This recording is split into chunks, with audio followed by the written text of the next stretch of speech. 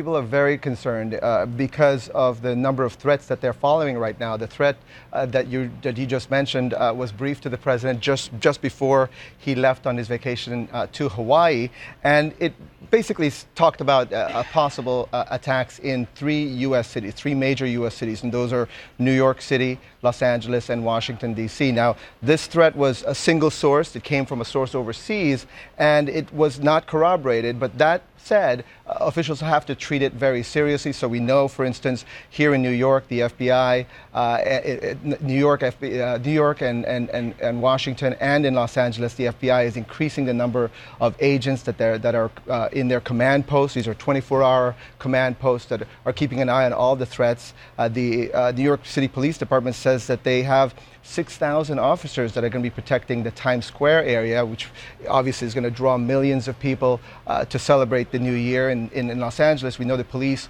are increasing security for the Rose Bowl, which is going to be, there's a parade and the football game on New Year's Day. So this is all part of a broader threat picture. As we've discussed on the air today, the officials in Belgium and in Turkey say that they have thwarted possible attacks tied to the New Year's holiday. We have a statement from the Homeland Security Department which says, quote, though we know of no intelligence that is both specific and credible at this time of a plot by terrorist organizations to attack the homeland, the reality is terrorist-inspired individuals have conducted or attempted to conduct attacks in the United States this year. Randy? So officially no known credible threat, but Right. police and authorities still tend to focus on these soft targets, right? These large gatherings and mass Absolutely. transit as well, right?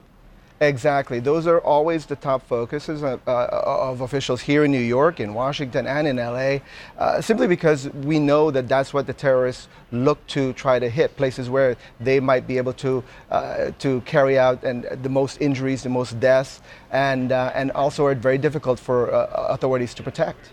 And does this fit into the whole narrative and the focus on national security and ISIS that we've seen all year, really?